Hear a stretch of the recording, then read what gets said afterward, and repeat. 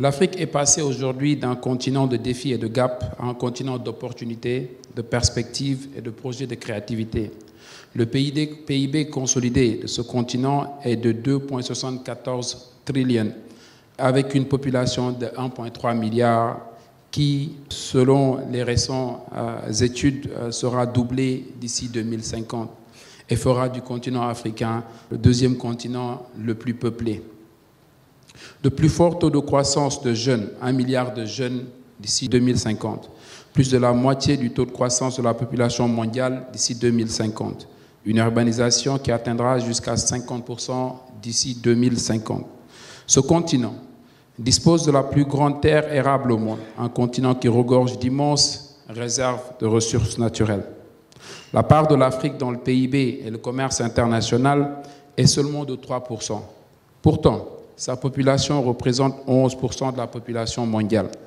Le commerce en Afrique est largement dominé par le commerce international au détriment du commerce intra-régional.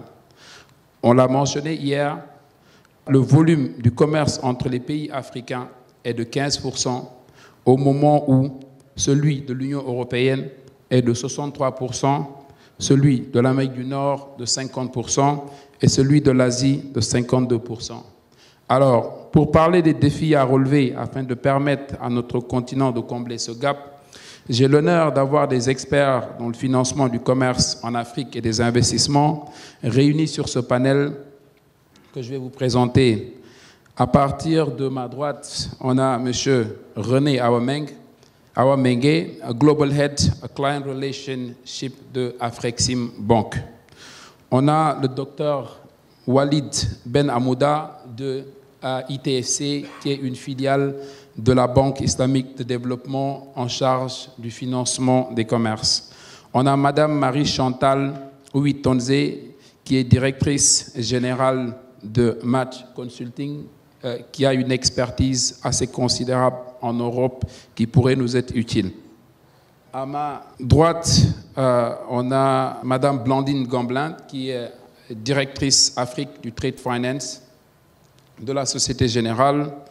Monsieur Olivier Pradé, directeur Business France Tunisie, qu'on a de l'autre côté, complètement à ma droite, et Monsieur Skandar Oueslati, qui est Chief Investment Officer de Afrique Invest, qui est une private equity avec des présences dans pas mal de pays africains. Monsieur Mengue, je vais commencer avec vous, René. Afrexim Bank aujourd'hui est considéré comme un pionnier, une référence pour le financement du commerce en Afrique. Pourriez-vous nous parler des objectifs de la banque en matière de financement du commerce en Afrique à travers son programme, the Intra-African Trade Initiative? Merci beaucoup, Moustapha. La banque a mis en priorité toute une initiative et un département pour le financement du commerce intra-africain. Et pour nous, l'Afrique, c'est tous les pays africains plus la diaspora. Pour cela, la banque a 3 piliers. Pour créer, ça veut dire la facilitation des capacités de production des sociétés africaines, la création des points de distribution et connecter des Africains entre eux pour faciliter du commerce. Nous savons tous que le volume des échanges entre les pays africains est très faible.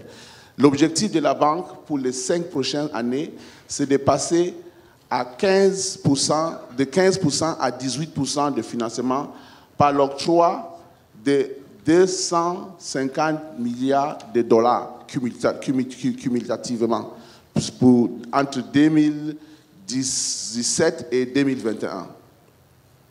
Nous travaillons aussi pour éliminer des barrières qui créent des difficultés d'échange. Nous avons aussi mis en place un programme pour soutenir des investissements directs des sociétés africaines vers d'autres pays. C'est-à-dire, si une société tunisienne veut s'installer au Sénégal, au Burkina Faso, en Guinée-Conakry, au Mali, au Niger, la banque est capable d'accompagner ces investissements dans le cadre de notre programme des investissements directs à l'étranger. Nous avons mis aussi un panoplie de produits de garantie, de caution, des cautions de soumission, des cautions d'avance de démarrage, des cautions contre certains risques d'expropriation, certains risques politiques pour faciliter des investissements des sociétés africaines vers d'autres pays. La banque octroie aussi des lignes de financement à des banques africaines pour financer des commerces intra-africains.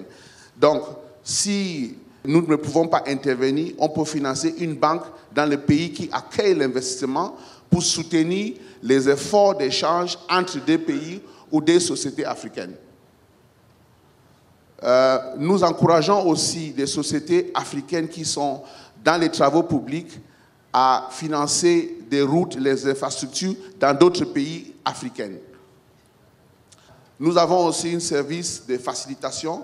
On peut mettre ensemble deux sociétés africaines. On peut prendre une société tunisienne qui a l'expertise et jumeler avec une société djiboutienne ou une société de Libéria pour échanger ensemble et travailler au profit des échanges commerciaux. D'autres initiatives, la banque est en train de travailler sur un programme. Ça, c'est très, très important parce que le plus grand problème, c'est le problème des devises, rareté des devises dans le pays. Donc, si vous êtes en Tunisie, vous avez les dinars. Si vous êtes en Guinée, vous avez le franc guinéen. Pourquoi vous êtes obligé de travailler avec la monnaie forte des autres en euros ou en dollars pour les échanges entre vous? La banque est en train de mettre une plateforme de compensation, comme une chambre de compensation du commerce africain, où les gens peuvent travailler avec les monnaies et la banque peut garantir chaque banque centrale pour des échanges entre une société africaine et d'autres sociétés africaines. Donc, cette plateforme est en cours de développement. Nous pensons qu'avant la fin de cette année 2018, on va déployer cette plateforme avec le concours de toutes les banques centrales en Afrique. Donc voilà quelques initiatives que la banque a mises en place et il y a des objectifs assignés pour chaque pays en termes de volume de crédit et en termes de nombre d'opérations pour faciliter des échanges intra-africains. Merci. Merci pour cette présentation. Walid, ITFC de la Banque islamique de développement est connu comme étant un partenaire très agressif en Afrique avec pas mal d'interventions réalisées. De la même manière, les finances islamiques aujourd'hui représentent un mécanisme de financement, comme on définit, c'est le mode de financement naturel du financement des commerces. Pouvez-vous nous parler de ce que fait ITFC sur l'Afrique et quels sont les avantages que les entreprises africaines qui veulent commercer avec les autres pays africains peuvent bénéficier du groupe de la BID? Très bien, merci. Ce que nous faisons, c'est que nous sollicitons certains pays membres qui ont une avancée sur certains domaines et leur demandons de partager cette expérience justement avec d'autres pays en Afrique. À titre d'exemple, aujourd'hui sur l'Afrique de l'Ouest, nous finançons énormément de campagnes agricoles sur le coton et nous connaissons en fait les difficultés de rendement agricole que peuvent avoir certains pays. L'accès à des intrants agricoles de qualité adaptés à leur sol sont des vraies questions. Et par rapport à ça, justement, nous sollicitons par exemple la Tunisie, qui dans le domaine de gestion agronome a une avancée et a fait un travail déjà d'analyse des sols en Tunisie, justement pour s'assurer que la formule des engrais utilisés est la plus propice au pays. Walid, je vais revenir sur vous. Hier, on a appris que dans un pays comme la Tunisie, par exemple, le warehousing financing, la tierce détention n'existe pas.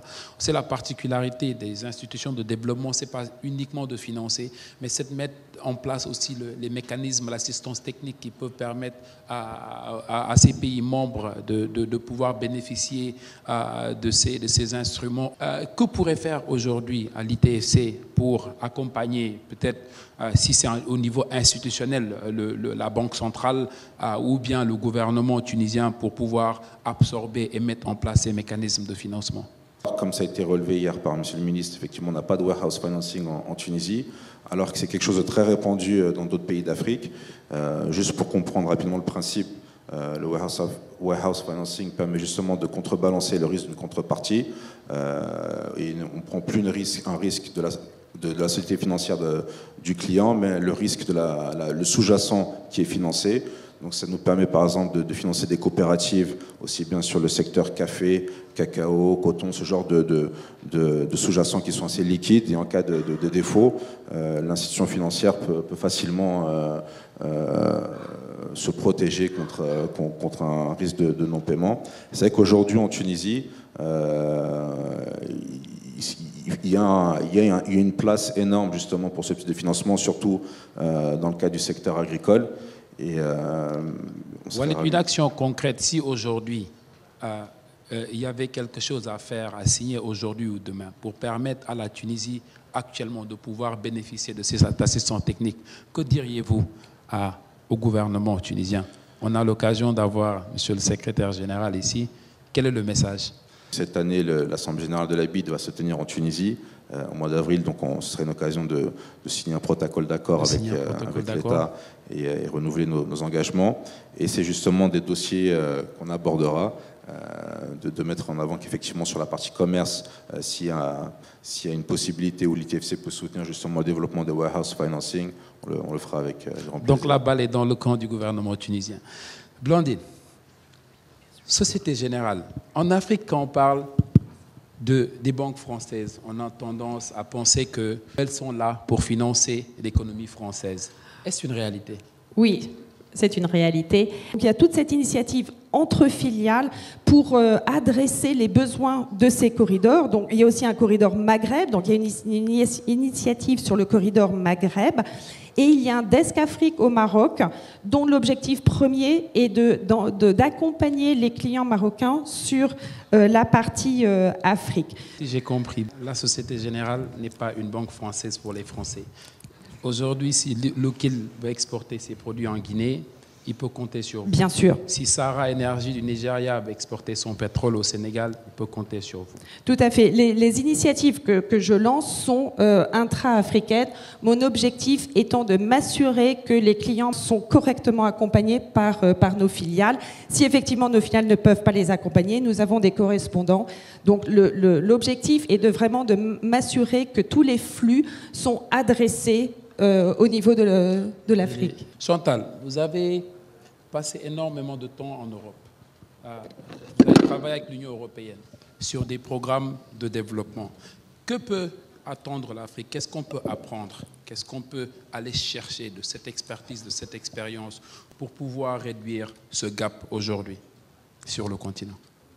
Merci Mustapha. Aujourd'hui, MAC Consulting offre des services de planification stratégique pour les gouvernements africains, en fait qu'ils renouvellent ou stratégisent les relations avec les bailleurs de fonds. Pour répondre à la question de Mustapha, je vais revenir à son mot d'introduction qui retrace la structure des échanges entre l'Afrique et le reste du monde. D'abord, Mustapha a mis en exergue l'importance des ressources naturelles sur le continent. Et aujourd'hui, avant de parler du commerce, moi je voudrais d'abord parler de la production. On commercialise ce qu'on produit. Le financement du commerce doit passer par le financement de la production. Il faut que l'Afrique puisse produire en masse pour exporter et pour commercialiser à l'intérieur du continent. Et je pense que l'ennemi premier de la production en Afrique, c'est l'aide au développement. Je le dis en présence des Français, en présence des Européens qui sont ici. Pourquoi je dis que l'ennemi premier de la production en Afrique, c'est l'aide au développement? J'ai travaillé avec l'Union européenne. Quand l'Union européenne crée des fonds à destination de l'Afrique, le premier bénéficiaire de ces fonds, ce sont des partenaires européens. Ce sont des ONG qui travaillent dans la coopération et le développement. Et au finish, la production en Afrique est effectuée à une part minime par des acteurs africains, par des opérateurs africains. Deuxièmement, l'aide bilatérale. Quand la France, c'est pas moins d'une semaine que Macron était à Dakar pour une opération économique, des 47 milliards de francs CFA promis à l'État sénégalais, quelle est la contrepartie de la France par rapport à cette aide? C'est 300 milliards de francs CFA de contrats commerciaux attribués aux entreprises françaises. Vous avez vu l'accord signé avec le gouvernement sénégalais pour la reprise des travaux du train régional. Et ces travaux vont donner un grand contrat aux entreprises de transport en France qui sont aujourd'hui déficitaires, comme la RATP, la SNCF, etc. Donc moi, je voulais dire, en tout cas, en ce qui me concerne, pour ma consulting, notre combat avec nos équipes en Afrique et à Bruxelles, c'est de donner un signal d'alarme à l'endroit des gouvernements africains pour qu'ils repensent le mécanisme de l'aide, que les gouvernements apprennent à parfois refuser de l'aide si elle ne convient pas aux besoins du pays ou si elle dénature les structures économiques. J'assistais à pas mal d'accords déséquilibrés. Un exemple que je vais donner, c'est un accord que j'avais suivi en 2014 entre l'Union européenne et l'État malgache. Cet accord... Permettez-moi de vous couper. Vous avez fait référence tout à l'heure à OTR, sur lesquels beaucoup d'entreprises françaises aujourd'hui sont bénéficiaires. Les critiques au Sénégal, c'est que ce projet ne bénéficie qu'à la France et aux entreprises françaises. Que dites-vous au secteur privé sénégalais et africain qui, d'une manière générale, pensent que la plupart des projets bénéficient plus des entreprises étrangères que les entreprises africaines? Je reviens à mon premier message. Il faut investir dans la production des services, dans la production des produits. Aujourd'hui, l'excuse que donnent les bailleurs de fonds quand il s'agit d'attribuer des marchés publics à des partenaires européens, c'est quand on nous dit qu'il n'y a pas d'expertise ou de capacité égale en Afrique. Il faut que nos pays apprennent à donner la primauté aux acteurs africains. Si une société tunisienne peut investir de manière égale qu'une société française au Sénégal, que le Sénégal donne d'abord la primauté aux partenaires tunisiens avant de penser à l'allemand, à l'américain ou au belge. Je ne suis pas contre des partenariats avec l'Europe, mais je suis pour des partenariats gagnant-gagnant. Et c'est pareil pour les mécanismes de l'aide. Je reviens aux instruments, nouveaux instruments européens de l'aide au développement. Traditionnellement, l'aide au développement était orientée vers les partenaires publics. Et aujourd'hui, l'Union européenne est en train de se réveiller et de se rendre compte qu'en fait, ce qui fait l'économie, ce n'est pas le partenaire public. Mais encore une fois, dans le financement du secteur privé, qui est le premier bénéficiaire des fonds de l'Union européenne? C'est les agences nationales de développement, c'est l'AFD, ce sont des banques européennes comme le KfW, ce sont des multinationales qui reçoivent des marchés publics. Aujourd'hui, avec en tout cas le soutien de notre cabinet, nous accompagnons des banques africaines, des multinationales d'abord, à être dans la compétition pour constituer des consortiums, pour postuler à ces fonds et les geler ou les co-geler avec des partenaires européens. Un des fonds a déjà bénéficié à Flexim Bank, j'en discutais hier avec René. Ça, c'est une avancée. Mais ce qu'il faut retenir de toutes ces aides, c'est que quand le bailleur de fonds donne d'une main, 10%, 10 fois reviennent en Europe. Donc, il faut qu'on trouve des moyens à constituer des volumes de capitaux sur le continent. Et ces volumes vont provenir de nos échanges, ils vont provenir de la manière dont nous pensons nos économies régionales et nationales. Et il faut abattre toutes les barrières qui s'opposent au commerce intrarégional. Avant de parler du commerce, il faut aussi d'abord regarder quelles sont les barrières au commerce en Afrique. Et ça, c'est mon message. Il faut abattre ces barrières, il faut produire et puis il faut encourager tout ce qui permet la promotion du commerce au niveau régional et au niveau africain. Merci. Ça, c'est une belle initiative. Monsieur le secrétaire d'État, on a parlé du rôle des institutions de développement, Afrixim, la Banque islamique de développement. On a parlé des rôles des banques commerciales, des rôles des bailleurs, de nos partenaires, l'Union européenne, la France. Aujourd'hui, il est clair que, comme je disais hier, les entreprises chinoises, Huawei n'est pas devenu leader, en tout cas dans son secteur, parce qu'ils ont les meilleurs produits, mais parce qu'ils ont le soutien du gouvernement chinois. Les entreprises européennes, les entreprises occidentales en général sont devenues leaders. Oui, effectivement, parce que certains ont les meilleurs prix, d'autres n'ont pas forcément les meilleurs produits, mais parce qu'ils ont un soutien de leur gouvernement à travers la mise en place de sociétés d'assurance, de crédit, des banques, d'Exim Bank, des politiques aujourd'hui, en tout cas diplomatie, sur la mise en place au niveau des ambassades, des chargés d'affaires. Ce constat aujourd'hui en Afrique, c'est une réalité. Que doit faire davantage le secteur public pour pouvoir rassurer les entreprises de leur pays pour qu'ils aillent aussi dans les autres pays africains et pouvoir compétir avec les entreprises occidentales? Merci beaucoup. Vous savez, ce qui est important aujourd'hui, et je pense c'est ce genre de manifestation est très importante parce que, vous savez, les gouvernements, je parle là du gouvernement tunisien, doivent trouver les moyens et doivent trouver toutes les solutions pour pouvoir donner la meilleure possibilité aux entreprises d'aller évoluer dans d'autres pays ou d'aller exporter. Moi, je dirais ce qui est important aussi, c'est de ne pas réfléchir dans un seul sens. Vous savez, nous faisons partie du continent africain, nous y croyons, et il faut qu'on soit dans une logique aussi win-win. C'est-à-dire qu'il ne faut pas aussi qu'on soit dans une logique de pays qui va seulement exporter vers les pays africains, mais nous voulons encourager l'exportation vers les pays africains, comme aussi demain, nous devons aussi encourager l'importation de produits africains dans notre pays.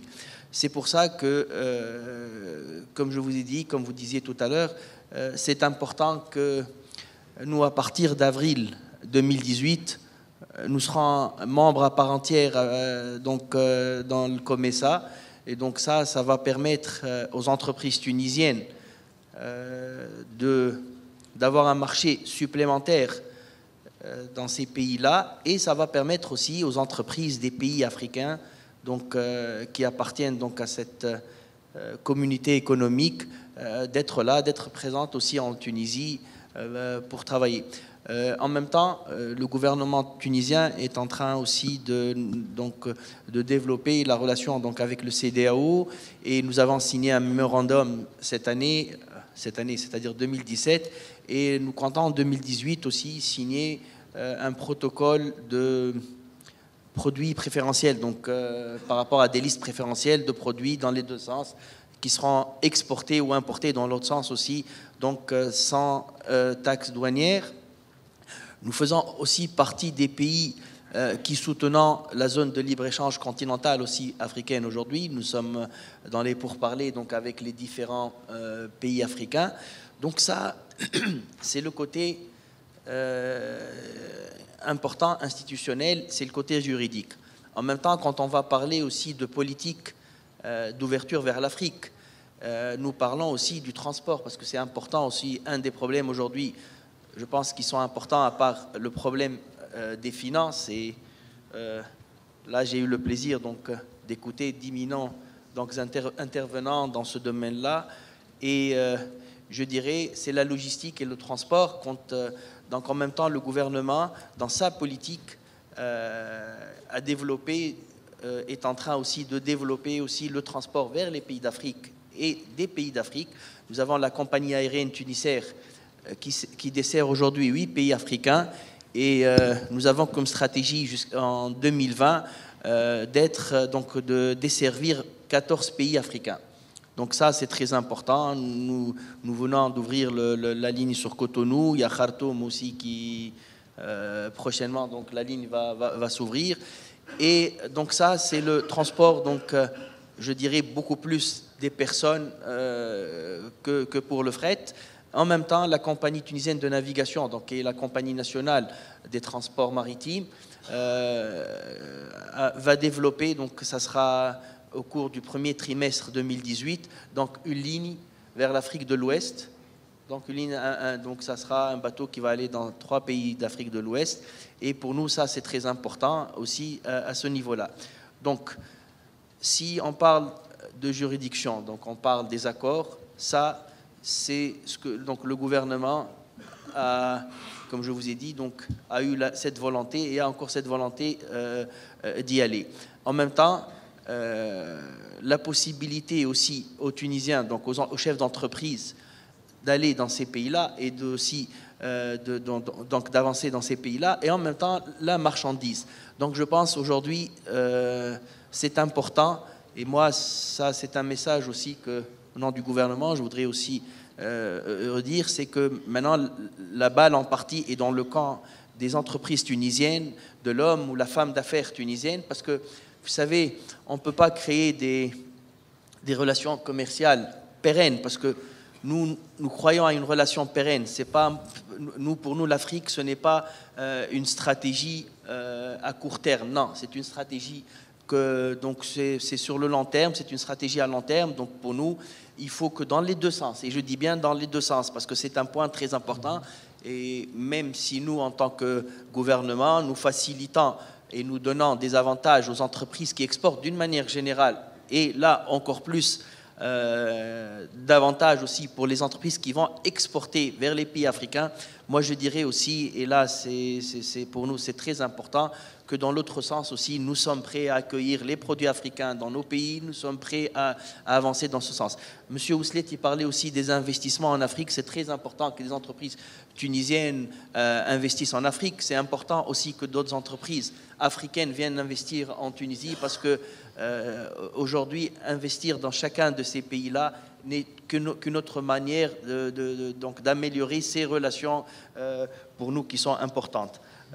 Un dernier point, là, on parle un peu de financement parmi les problèmes, et c'est surtout pour les PME, parce que vous savez, les plus grands problèmes des PME, c'est le financement, que ce soit financement au niveau interne, donc au niveau de leur production, que ce soit aussi au niveau du financement de leurs exportations, au niveau du fonds de promotion des exportations tunisiennes. Il y a donc 50% qui vont être pris en charge donc, par rapport à la Cotunas, qui est la compagnie tunisienne donc, d'assurance des exportations pour les pays d'Afrique. Donc là, on va prendre 50% des risques en tant qu'État. Et ça a été donc mis en place par le Conseil supérieur de l'exportation, donc présidé par monsieur le chef du gouvernement. Donc ça, c'est aussi pour nous très important. À part, bien sûr, et là, je m'adresse à nos investisseurs tunisiens et je m'adresse aussi aux entreprises tunisiennes qui sont présentes, que je voudrais saluer aussi. Et je leur dis une chose très importante, à travers plusieurs moyens en tant que gouvernement, nous allons aider et nous y croyons, mais il faut se déplacer en Afrique et il faudrait aussi, comme là vous le faites, donc là je remercie aussi TABC, comme vous le faites aujourd'hui, inviter nos amis africains à venir en Tunisie, parce que c'est le seul moyen aujourd'hui qui va pouvoir donc développer nos exportations et aussi, je dirais plutôt les échanges entre les pays africains. Monsieur le secrétaire d'État, merci. Je pense que le message est clair. Le gouvernement tunisien est prêt à accompagner. Tout est mis en place. Les entreprises tunisiennes, les entreprises africaines, je pense que la balle est maintenant dans votre camp. Merci, monsieur le secrétaire d'État. Moustapha, juste une... Oui. Je voulais revenir sur quelque chose. Je pense que nous sommes parmi ceux qui pensons Africa First. Donald Trump il dit America First. Nous devons penser Africa First. Nous devons commencer à épargner pour créer nos propres ressources. Nous devons épargner ici en Afrique pour créer des ressources long terme pour financer nos opérations. L'avenir, c'est ici en Afrique. Et l'Africain doit prendre son destin. Nous ne devons pas compter sur les autres pour notre destin. J'entends parler du commerce. EAC, SADC. Mais il y a le Continental Free Trade Zone Agreement. L'Union africaine est en train de mettre une zone économique africaine. Nous devons penser à la CAFT qui va être signée en avril. Pourquoi nous voulons... Alors, quand vous allez exporter maintenant dans d'autres pays, il faut aller signer notre agrément avec eux. Il faut penser africaine. La solution ne viendra pas à créer des groupes régionaux. Ça ne va pas régler le problème. L'Union africaine a mis en place le CAFT. J'invite les pouvoirs publics africains à regarder cela et à signer cela. Merci. Je pense que le message a été clair. L'Afrique représente le présent et non le futur, comme on a l'habitude de le dire. L'Afrique a besoin de l'Afrique. L'Afrique a besoin de ses partenaires classiques. L'inclusion financière est essentielle pour le développement de l'Afrique. Le commerce et les échanges entre les pays africains devraient être un pilier essentiel pour le développement de notre continent. L'expertise, elle est là. L'accompagnement, la volonté politique, elle est là, du moins, en tout cas dans pas mal de pays en Afrique. Les institutions financières, que ce soit les institutions de développement, que ce soit les banques commerciales, que ce soit nos partenaires, la volonté, les solutions, les produits, elles sont là pour permettre à l'Afrique de commercer avec l'Afrique. On l'a évoqué tout à l'heure, les barrières et les défis sont de taille. Le transport, la mobilité reste aujourd'hui un challenge. La bonne nouvelle, c'est qu'effectivement, ce problème n'est pas un problème sur toute l'Afrique. Vous prenez un vol de Dakar pour aller à Abidjan, ça vous coûtera sûrement 1 000 €, mais vous prenez un vol de Addis Abeba pour aller à Kigali, vous payerez peut-être 150 ou 200. Donc effectivement, le challenge, il est là. En ce qui concerne la mobilité, la bonne nouvelle, c'est que dans certaines régions en Afrique, il y a effectivement énormément d'efforts qui ont été réalisés.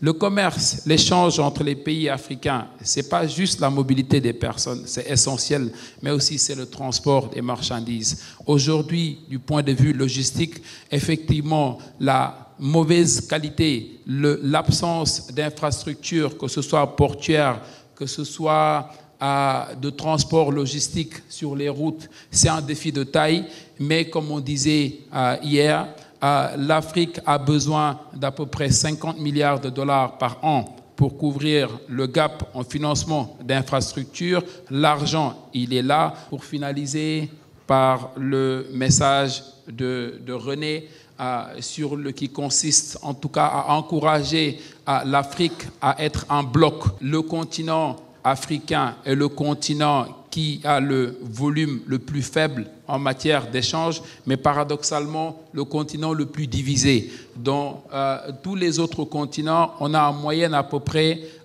2 intégrations économiques. En Afrique, on en a 6. Et c'est là le problème.